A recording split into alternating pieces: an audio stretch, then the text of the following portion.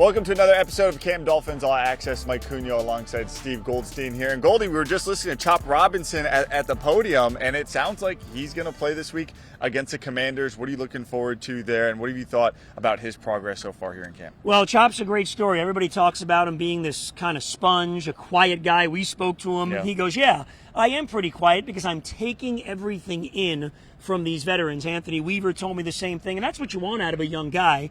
Mike McDaniel spoke a little bit today as well about just these young players on this team, how they're either pros or pro-ready. And then you have a guy like Chop, and the same thing goes for the running back room with Jalen Wright.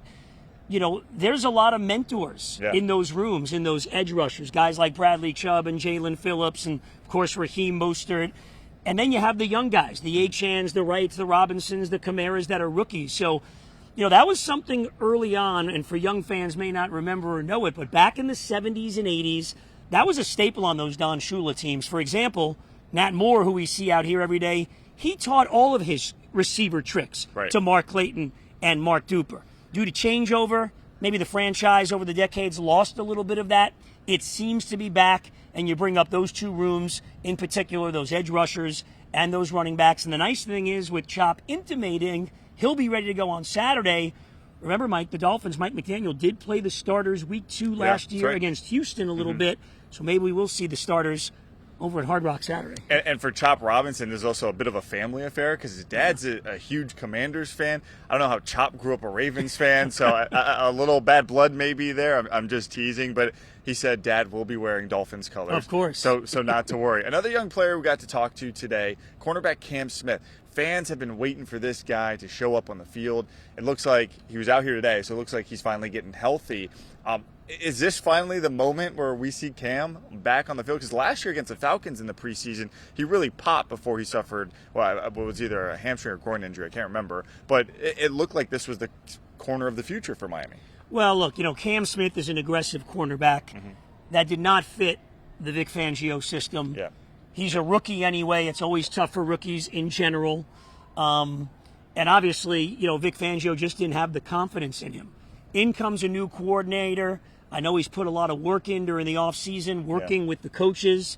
He's put on some weight, back to press coverage, which suits his game a little bit more. And what you like about, for a guy like him, when you have a new scheme and a new coordinator, it's like an artist walking into the studio. Not that I know much about art. I know nothing, and I'm not very cultured, Mike. It's the only analogy I can think of. It's just a blank canvas. Yeah. He has the opportunity to impress. So, a little bit nicked up, missed a few days, but back out there today. And, you look at that secondary, you got those top three, Fuller, Jalen Ramsey, and Kader Kohu. Ethan Bonner's had a good camp, but in that mix is Cam Smith and maybe an opportunity for even another guy. So hopefully he plays on Saturday. It's a big night for him. Pretty mature as well. He said, he's already doing his homework on those Commanders wide receivers for both the practice tomorrow and for the game Saturday. Yeah, I'm really looking forward. I think maybe of all the even first or second year guys, it's a guy to certainly keep an eye on because when you invest a second round pick in someone, you expect them to be on the field at some point in their first couple of years. Now, Julian Hill, he gave a really fun press conference today after earning the orange jersey.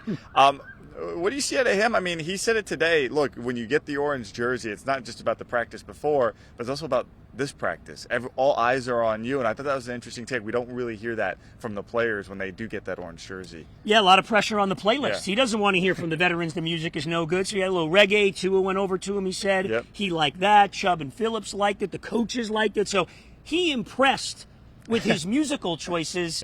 Everybody that you need to impress, and that's the bottom line. Now, you talk about impressive and you talk about a journey, Mike. Let's turn the clock back 14 months. This guy was, a basketball player, undrafted out of Campbell, the Fighting Camels. No one really knew who he was. Yes, I got the Campbell Camels I was waiting for it. I always enjoy that. And here he is, wearing an orange jersey at the Miami Dolphins practice where you got guys like Tua Tagovailoa and Tyreek Hill and, some of the stars in the NFL. So it's an amazing journey for a guy like that. Good on him. He continues, says, hey, there's more belief now from a year ago, obviously, more confidence. And it just goes to show you, Mike McDaniel now in his third year with the Dolphins, these guys, the Julian Hills, the Chris Brooks of the world, these guys can make this team. Yeah. And you've got a number of them, especially with Storm Duck and those guys in the secondary, a number of them trying to do it. It's a good vibe because you love those stories. Yeah, Mike McDaniel seems to have an affinity for the late round picks or the undrafted guys. He loves to see. Look what he did. He was a wide receiver at Yale. Yeah, right. The little guy. He's always rooting for the little guy, and it's great to see Julian Hill, who, by the way, mentioned that he's still waiting on that first NFL touchdown. He didn't have his first career college touchdown until his senior year. Mm-hmm. So he's a patient man, but you can tell he definitely wants it. You see, now, if you were doing your job, you would have asked him, who did Campbell play in that game when he caught that touchdown? You were there, too, by the way. We're talking about you, though. Okay, it's not about me, Mike. Okay, we'll continue this argument off air, but thank you so much for checking in on another Camp Dolphins All Access. And, hey, we'll see you tomorrow, and then, of course, we'll see you at the preseason game on Saturday.